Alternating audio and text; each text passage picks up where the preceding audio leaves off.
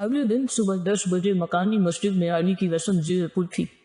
وہی امان صاحب جنہوں نے 10 بجے علی کا ختم کل پڑھا تھا 11 بجے میرے گھر پر میرا ثانیہ سے نکاح پڑھا رہے تھے۔ نہ حیرت والی بات، ہم اگر غور کریں تو ہم سب کی زندگیوں میں ایسے بے شمار حیرت انگیز واقعات ملیں گے۔ نکاح کے وقت ہمارا گھر مہمانوں سے بھرا پڑا تھا۔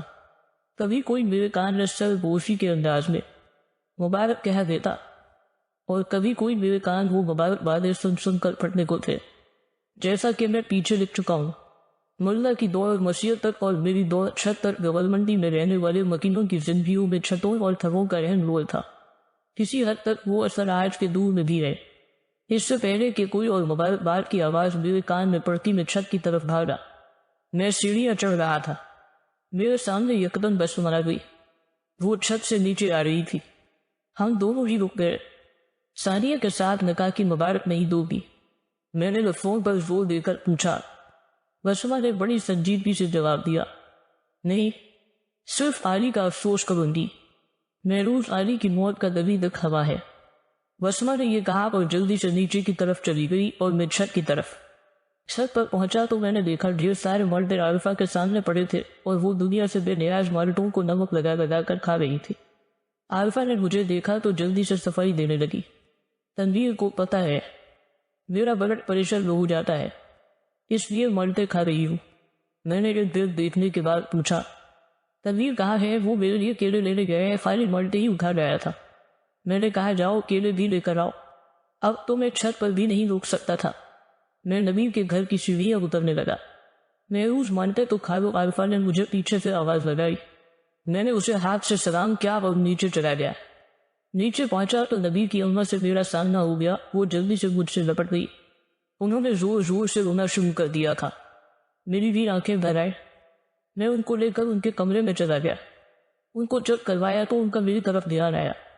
انہوں نے میرے چہرے پر بڑے پیار سے ہاتھ پھیرا، پھر ردی سی آواز میں کہنے لگے، رب سونے دین مرضی علی کا وقت آ گیا تھا۔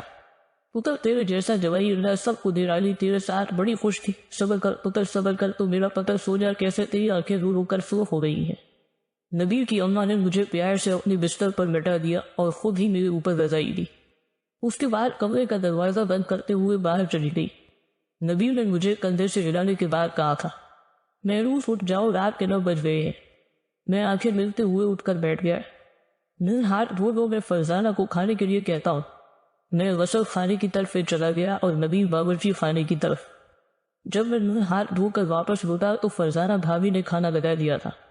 میں نے کھانے کو دیکھنے کے بعد شکایتی نظروں سے نبیل کی طرف دیکھا۔ نبیل میرا دیکھنا سمجھ گیا تھا۔ اس نے مجھے بتایا، محروس تم نے پچھلے 2 دن سے کچھ نہیں کھایا۔ میں نبیل کی طرف دیکھ رہا تھا کہ فرزانہ بھابھی بول پڑے، آپ بھی تو پچھلے 2 دن سے بھوک ہڑتال کیے ہوئے ہیں۔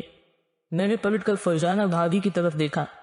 محروس بھائی آپ کچھ کھائیں گے تو یہ بھی کچھ کھا لیں گے، فرزانہ بھابھی نے انتہائی دقت کے ساتھ کہا۔ میں کھانے کے لیے بیٹھ گیا۔ مجھے دیکھ کر نبیل بھی بیٹھ گیا۔ پتہ نہیں میں نے نبیل کی وجہ سے کھانا کھایا تھا یا اس نے میری وجہ سے۔ کھانے کے بعد وہی پرانا ٹھکانا، میں اور نبیل چھت پر بیٹھے ہوئے تھے۔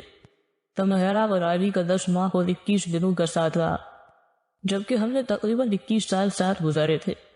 میں یہ نہیں کہہ رہا کہ مجھے علی کی موت کا تم سے زیادہ دکھ ہے، تمہارا دکھ بہت بڑا ہے، پھر بھی اس سے نکلنا تو پڑے گا۔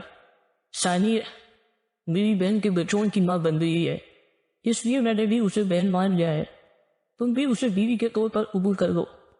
جاؤ، تمہارے بیوی بچوں کو تمہاری ضرورت ہے۔ نبیل نے مجھے تھپکی دی اور وہاں سے اٹھ کر چلا گیا۔ میں کچھ دیر اس کی باتوں پر غور کرتا رہا، پھر میں بھی اٹھ کر چھت سے نیچے